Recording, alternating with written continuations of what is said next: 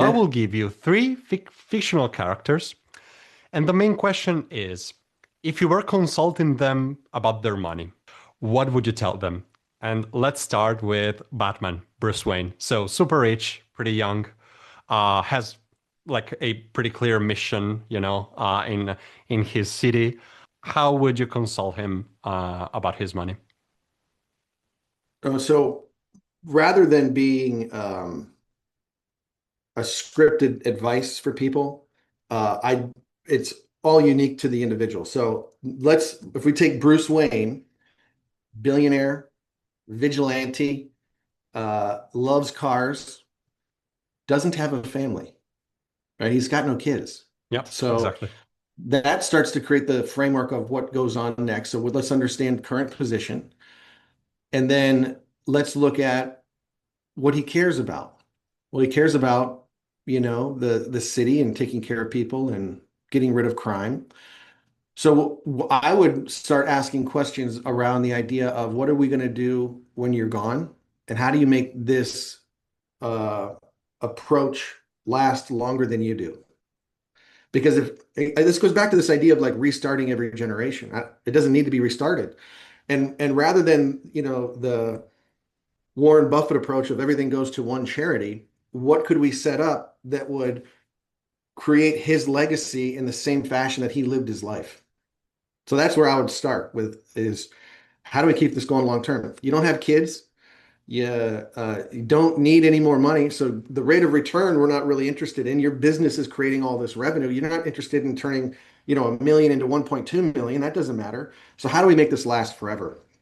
And I'm going to end it with there's a book in the United States called What Would the Rockefellers Do? Hmm. And I would suggest that book is reading material for Bruce to understand the different tactics that we could put in place. Love it. Love it. Yeah. Keep going like that because I really like this. Now, do the same with Willy Wonka. So he's trying, if you watch the movie, he's looking for a someone to hand over the business. He loves traveling. He built an empire. But again, he doesn't have a family. So uh, how would you consult him? That's a good one. Again, business owner, very passionate about what he's doing, loves kids, and he's interested in creating a succession plan. So I wonder if we could create some sort of marketing game process to, like he did, like he had all the kids come and then they all just kind of fell off because they're all bad kids. But I would do something similar to like what the movie's even about. How do we create a process so that you can find the succession plan that aligns with the values that he grew up with? Hmm. Um, Would you sell the business? if my shirt, remember, buy, borrow, die. Does Willie need the money? I don't think so. Not really.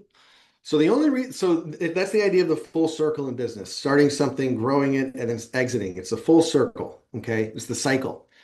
A lot of people want to do that.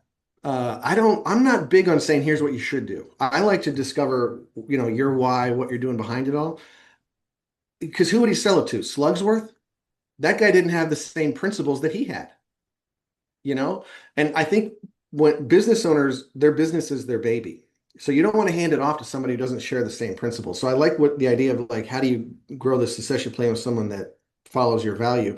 If he sells the business, who knows what could happen? As a business owner, if someone does want to oh, dude, here's a quick story. I met a guy this summer, a really nice dude, very gregarious, open book, really friendly. And I go, what do you do for work? And he goes, well, my family just sold their business. Oh, okay. What is it? You ever heard of Jelly Bellies? Well, so this guy's grandfather started the business, and his dream was to sell it. And the grandson had no say in it. I think they probably all got paid, but it wasn't his decision. So the grandfather wanted to create that full circle, and they did it. So that's what they wanted. I don't know what Willie would want to do. Every business owner has a silent partner. It's called the government.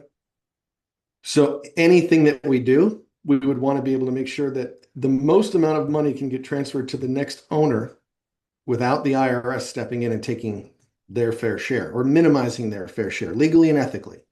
But because this is a big mistake that people make is they look at a number and they think that's all theirs. Now the IRS is going to get a portion of that. So, Willie, we got to set up some trusts. We got to do some creative money moving. If you look at Steve Jobs when he passed away, the way that he set up his estate, almost nothing went to the IRS. It all went into a trust. And his succession plan, a female, inherited all of it, and the IRS didn't get any. So we got to come up with the if you don't sell it, there's still an exit plan at death. So we got to come up with the exit. Nice. Now for the last one, a bit different. Ebeneezer Scrooge from A Christmas Carol. So again, no family, super rich, still in business. Doesn't seem that he wants to stop doing business. You know what, Uh, dude? yeah. So yeah, so Ebeneezer Scrooge, bean counter, terrible employer. His employees hated him. Let's take the character at the end of the movie. So after he met all the ghosts, so he's a better employer. Now he has a lot of money. He knows he still wants to keep working, but he's better with people. So let's take So that's that interesting. version. So the beginning, Ebeneezer, I honestly I wouldn't work with him. Yeah, no, I don't think anyone would. No, you go read the Dave Ramsey book on how to save more money. Great. I believe you're not going to save yourself into being a millionaire. It just doesn't work, nor is it fun. If it does work, you finally get there, then what? You've given up your entire life. So not, let's use the old Ebenezer after he had these epiphanies of what actually mattered in life. The entire conversation, Alberto, would be all about charity because I want to maximize the rate of return of happiness. There's 6 KPIs that we talk about. You know, am I investing for cash flow, for tax reasons, for an exit? Is it for growth? Is it for impact in the community? With the newly inspired Scrooge, Ebenezer, we would be doing all about charity. How do we maximize the ability to give?